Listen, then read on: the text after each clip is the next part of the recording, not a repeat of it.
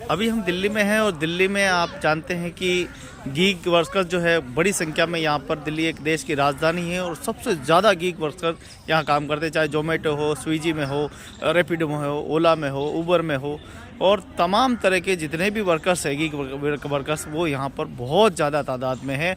और कहें तो यह जननी भी है, यहीं से जन्म हुआ है सभी कंपनियों का, दिल्ली से ही शुरुआत हुई है।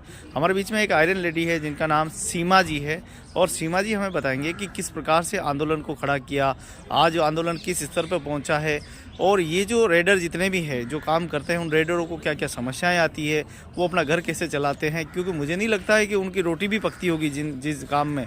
तो आपका स्वागत है, बताइए गीग वर्कर्स के बारे में बताइए, क्या उनकी समस्या है और दिल्ली लेवल पे क्या पैरवी की जा रही है, और वर्किंग पीपल चार्टर के साथ में मिलकर किस प्रकार से काम कर रहे हैं। नमस्कार, मैं गिग वर्कर जो होती हैं, जो मेन जो काम करती हैं, जो मेन है वुमेन्स है, लड़कियां हैं यहाँ पे दिल्ली में या बॉम्बे में भी बहुत सारे सुसाइड कर रहे हैं आज के टाइम में, क्योंकि जो मेहनत कर रही हैं, जो मेहनत का जो पैसा है उसको वो नहीं मिल रहा, कमीशन, प्रोडक्ट, ये वो, उसमें सारा पैसा चला जाता है। और जो मेन चीज़ है कि आपको कभी भी आपकी ना जो आईडी होती है वो ब्लॉक कर देते हैं ये लोग। तो आप रातों रात आप सो के उठे हो, मॉर्निंग में आपकी आईडी ब्लॉक, क्या करोगे आप? सुसाइड, कई लोग तो सुसाइड करते हैं, किसी के बच्चे का फीस देना होता है, किसी का रेंट देना होता है, बहुत सारी ऐसी चीज़ें होती हैं, प्रॉब्लम्स होती हैं, आप बिना बताए वो करते, बेच देते, मतलब आईडी ब्लॉक कर देते हो। सामान जो इन्वेस्ट किया है एक तरह के, जो जैसे मैं बताऊँ अर्बन कंपनी है, जो भी है, लड़कियां जब ज्वाइनिंग करती है ना, तो प्रोडक्ट है खरीद के वहाँ पे ज्वाइनिंग करती है, तो वो बोलते हैं आपकी आईडी कभी भी ब्लॉक नहीं होगी। तो कुछ टाइम आप जब करते हो तो 1-1.5 साल के बाद आपकी आईडी ब्लॉक करती है। जो इतने मोटा मोटा पैसा कमा रहे हैं वो बाहर ले जा के इन्वेस्ट करते हैं। जो मेन जो हमारे ज़मीन में रह के काम करने वाले जो लोग हैं, उनको ही जो मेहनत का हक है वो नहीं मिल रहा। तो हम लोगों ने इसमें डिमांड किया है, नया कोई कानून आए, हमारे इंडिया में कोई कानून आए इस गिग वर्कर के उसमें, कि उनको आपको फैसिलिटी मिले, मेडिकल मिले, इंश्योरेंस वगैरह मिले। तो बहुत सारी अभी डिमांड है, हम लोगों ने रखा हुआ है।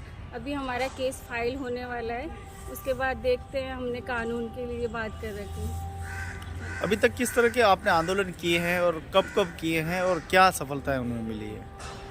हमने अक्टूबर में 2000, मुझे कोई बात हो जाएगा ना, सन तो याद नहीं है, एक सेकंड, कोई बात नहीं, हाँ, मतलब 1-1.5 साल 2 साल पहले हमारी मतलब हुई थी कंपनी में कुछ हमारे जो डिमांड थे महिलाओं को लेके। हम लड़कियां होती है, किसी के घर में जाके काम करती है, कि पता नहीं आप किसके घर में जा रहे हो, किसके घर में नहीं जा रहे।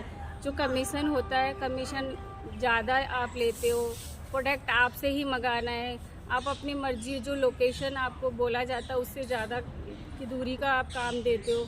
आप घर से निकलते हो, आप अपना कन्वेंस लगाते हो, अपना प्रोडक्ट लगाते हो, है ना। उसके बाद आपको पता नहीं है, आपके साथ कोई हादसा हो गया तो कंपनी वाले आपसे पूछने भी नहीं आते। तो उसमें हम लोगों ने डिमांड किया था कि अपना कमीशन कम करें।